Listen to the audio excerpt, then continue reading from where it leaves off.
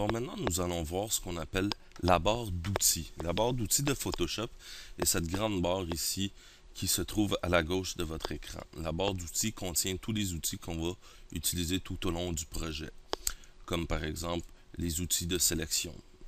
Ici, j'ai un outil de sélection rectangulaire pour faire une sélection rectangulaire, où je pourrais venir pour tous les outils qui ont une petite flèche dans le bas à droite.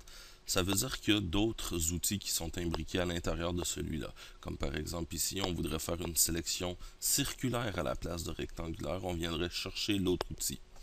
Si on regarde notre souris par-dessus chaque outil ici, on peut voir le nom et son raccourci clavier. Comme par exemple ici, c'est le Move Tool. Le raccourci clavier, c'est la lettre V. Donc si j'appuie sur V sur mon clavier, automatiquement, l'icône de Move va être sélectionnée. Pour les sélections, c'est le Marquee Tool qu'on appelle, donc c'est la lettre M. Si je voudrais venir chercher un autre des sous-outils à l'intérieur, on peut voir c'est toujours la lettre M, mais si j'appuie plusieurs fois sur M, l'outil ne change pas. Pour pouvoir sélectionner à l'intérieur d'un sous-outil, il faut garder la touche Shift enfoncée et appuyer sur M. Et de cette façon, on va pouvoir cycler, qu'on appelle, on va pouvoir aller chercher, passer à travers les autres outils qui sont imbriqués.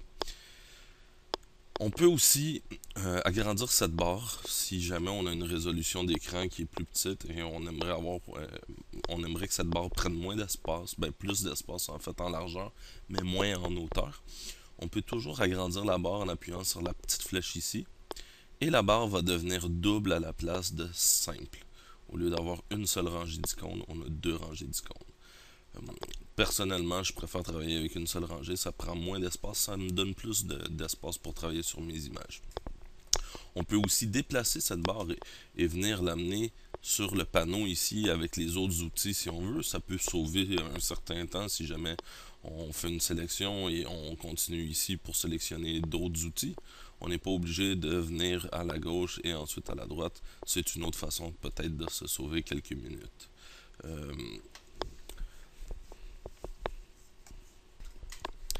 Par défaut aussi, on a ici ce qu'on appelle la barre des propriétés, qui se trouve en haut ici de notre image.